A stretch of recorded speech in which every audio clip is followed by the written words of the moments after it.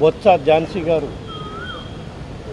మా ముఖ్యమంత్రి మా పార్టీ అధ్యక్షుడు జగన్మోహన్ రెడ్డి గారి ఆశీస్సులతో రేపు మే 13 జరగబో సార్వత్రిక ఎన్నికల్లో విశాఖ పార్లమెంట్ అభ్యర్థిగా బొత్స ఝాన్సీ గారు ఈరోజు నామినేషన్ చేయడం జరిగింది. ఆమెతో పాటు విశాఖ పార్లమెంట్ నియోజకవర్గంలో ఉన్న 7 శాసనసభ్యులు కూడా వివిధ తారీఖుల్లో రేపు 25వ తారీఖు లోపల వాళ్ళు కూడా ఆల్రెడీ కొంతమంది వేయడం జరిగింది, కొంతమందిని వేసే కార్యక్రమంలో ముగిసిపోతుంది. ఈ 7 నియోజకవర్గాల్లో విశాఖ పార్లమెంట్ వైఎస్ఆర్ కాంగ్రెస్ పార్టీ అభ్యర్థులు అత్యధిక మెజారిటీతో గెలిచే విధంగా ప్రజలు ఆశీర్వదించాలని మీ ద్వారా విశాఖ పార్లమెంట్లో ప్రజలందరినీ కూడా కోరుకుంటున్నాను. ఎందుకంటే నిన్నే చూశారు విశాఖపట్నంలో నిన్న జరిగిన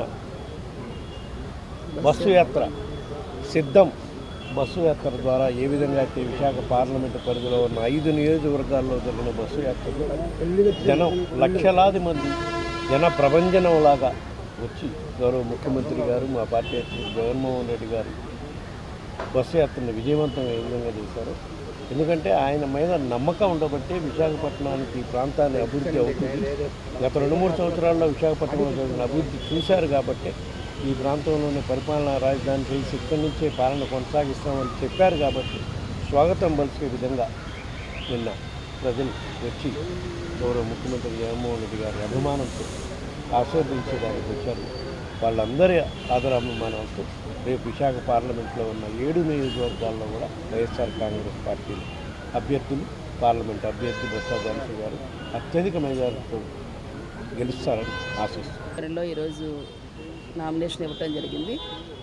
ఏదైతే ఈవేళ ప్రజలకు ఒక్కటే జగనన్న చెప్పినది, ఏదైతే ఒక మంచి జరిగిందని మీ కుటుంబాలు అనుకుంటే నాకు ఓటు ఇవ్వండి అని. ఈరోజు నిన్న జరిగిన బస్సు యాత్రలో విశేష అపూర్వ ప్రజాదరణ ఎక్కడ చూసినా సరే ఈరోజు తరలి వచ్చిన అటువంటి ఒక మహిళగా అవకాశం ఇచ్చి ఈరోజు స్థానికురాలికి అవకాశం ఇచ్చిన జగనన్నకి మరి ఈరోజు ఖచ్చితంగా ఇక్కడ వీరందరూ శాసనసభ్యులతో పాటు పార్లమెంటు అభ్యర్థిని కూడా గెలిపించి ఈరోజు జగనన్నకి ముఖ్యమంత్రిగా చేయడానికి ఈరోజు ఖచ్చితంగా ప్రమాణ స్వీకారం చేయడానికి వారందరూ కూడా అంతే ఆశీర్వాదం రేపు ఓటు రూపంలో ఇస్తారనేది వాస్తవం. ఎందుకంటే మనది పరిపాలనా రాజధానిగా విశాఖపట్నం చూడాలి. భావి మరి యువతకి భవిష్యత్తుని ఇవ్వాలంటే ఈవేళ ఒక భరోసా జగనన్న. అటువంటి దాన్ని ఈరోజు తీసుకొచ్చే కార్యక్రమంలో ప్రతి ఒక్కరు కూడా మా వంతు మేము ఖచ్చితంగా ఈవేళ విశాఖపట్నం మహానగరంగా తీర్చిదిద్దుకుంటాం. ఉపాధి ఉద్యోగ అవకాశాలతో వాళ్ళు ముందు తీసుకెళ్ళాలి, ఇండస్ట్రీ రావాలి, ఇవన్నీ రావాలంటే జగనన్న కావాలి. తప్పనిసరిగా సంక్షేమ అభివృద్ధి కార్యక్రమాల్లో ఈవేళ జగనన్నకి తోడుగా మేము ఉంటామని చెప్పని స్వచ్ఛందంగా వారందరూ కూడా వచ్చి చెప్పడం పూర్తి స్థాయిలో ఇవాళ 100కి 100 రూపాయలు కూడా ఇది అపూర్వ ఆదరణ. రేపు ఖచ్చితంగా జననేతగా జగనన్నే మళ్ళీ ముఖ్యమంత్రిగా వస్తారు. ఈ వచ్చి అది మ్యానిపులేషన్ కాదు కదా. కాబట్టి ఇవాళ వాస్తవ విషయాలు మనం చూసుకుంటే ఇవాళ జగన్మోహన్ రెడ్డి గారికి ఏదైతే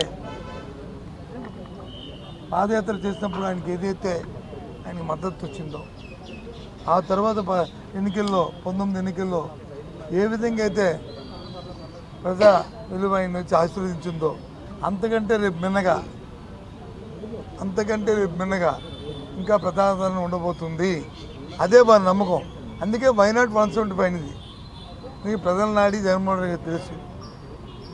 నాడేంటి ఇదేదో ఒక మాయ చేసి మా అల్లాద్దీన్ అద్దుద్దీపంలాగా చంద్రబాబు నాయుడు చెప్పడం కాదు, వాస్తవికతని.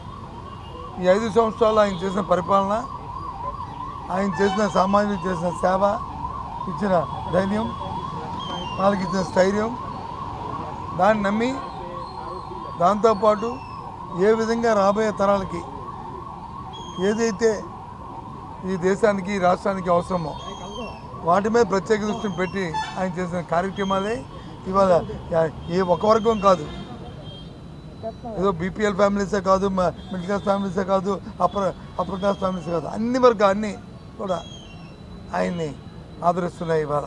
అందుకే మనకి సాక్షాత్తు ఇవాళ చూసుకుంటే ఏ పారామీటర్ చూసుకున్నా, ఓ పక్క వచ్చి నీతి ఆయోగ్ చెప్పినా, ఓ పక్క వచ్చి advisory prime minister advisory council, economic advisory council చెప్పినా, లేదు ఇంకో శాస్త్రీయమైన ఏం చెప్పినా, అన్నింటిలో కూడా